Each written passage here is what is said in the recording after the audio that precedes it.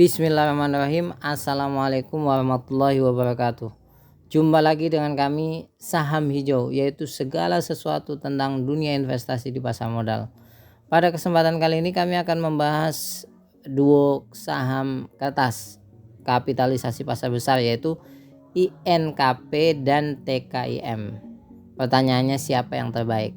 Kenapa kami ulas saham ini? Karena banyak banget yang bertanya, apalagi ini menjelang pemilu 2024. Nah, yang perlu diketahui adalah ini saham itu masih satu keluarga, ya. Kemudian di samping masih satu keluarga juga saudara dekat, karena sama-sama satu grup, ya. Pada saat diulas, TKIM di harga 7.125 dan INKP di harga Rp8.000. Ini kami buat pada tanggal 10 Januari 2024. Nah, ini laporan penjualan dan pendapatannya dari masing-masing. Rasionya mirip sekali. Penjualannya plus dan lain sebagainya lah, pokoknya mirip. Nah, mari kita lihat net income-nya.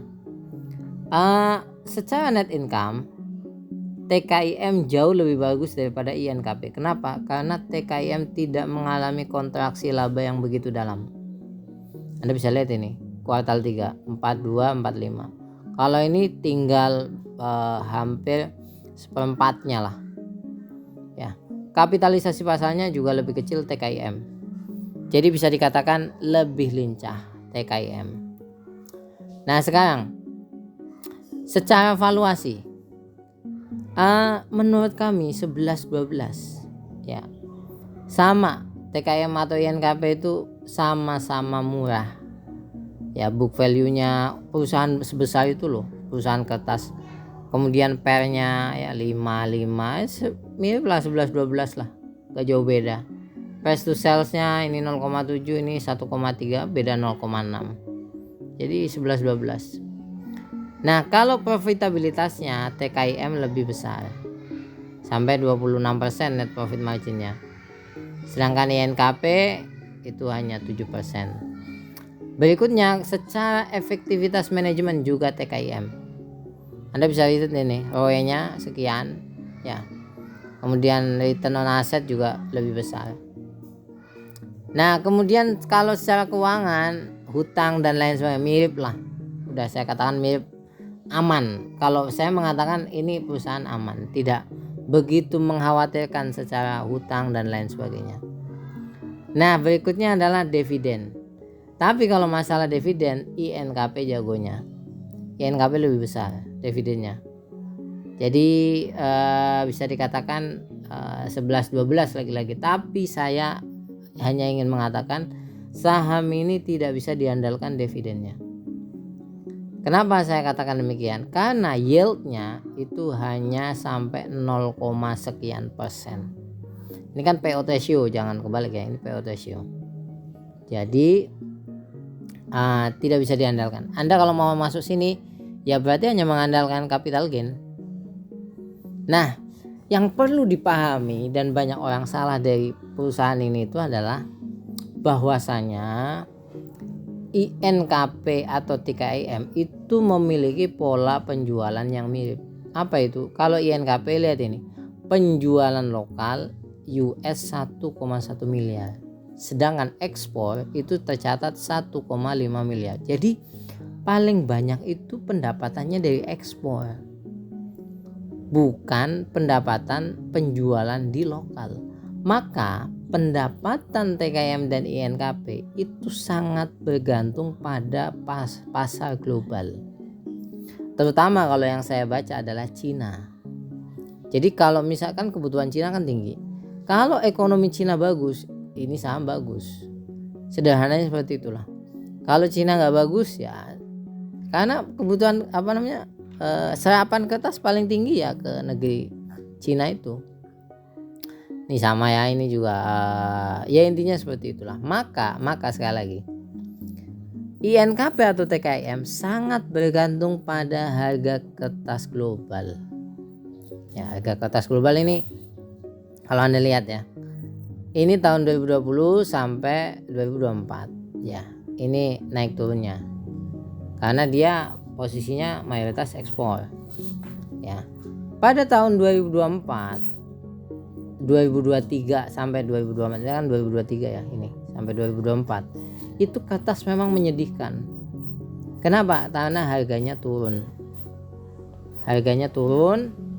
baru naik sedikit, kemudian turun lagi dan lain sebagainya.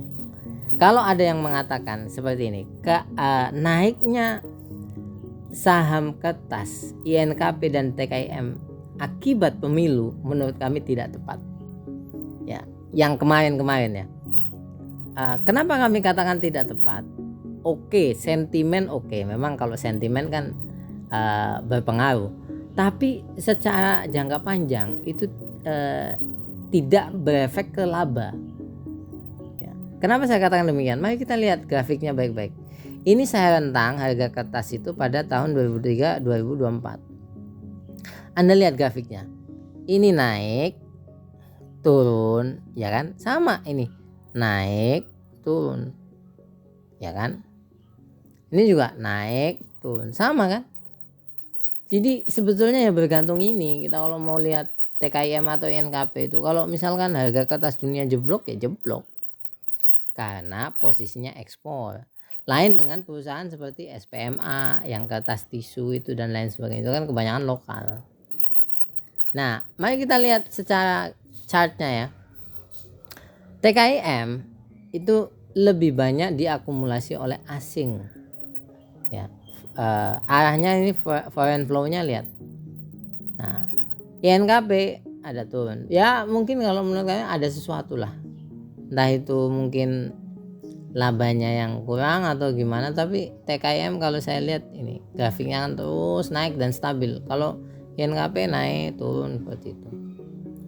Dan kalau lihat akumulasi distribusi, INKP justru terjadi distribusi lumayan. Kalau TKIM agak mending lah, terjadi distribusi tapi tidak separah INKP. Ya dugaan kami memang karena kinerja.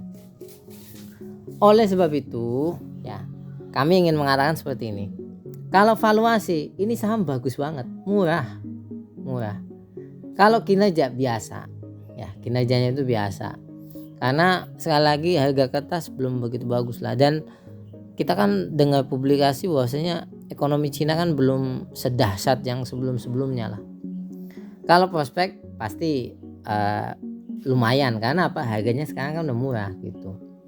Kalau versi kami, kalau misalkan Anda tanya pendapat kami, ini bagusnya buy atau sell.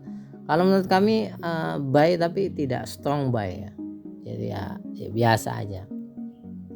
Ini bukan ajakan untuk membeli atau menjual, ini menjawab pertanyaan daripada teman-teman. Segala resiko ditanggung oleh penonton. Kalau mau tanya grup premium kami, hubungi nomor itu. Jadi seperti itu intinya.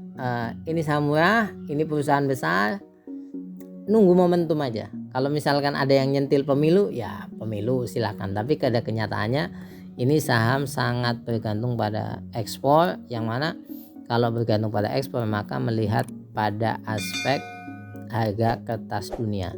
Terima kasih banyak, semoga bermanfaat. Jangan lupa untuk subscribe, like, dan komen. Terima kasih banyak. Assalamualaikum warahmatullahi wabarakatuh.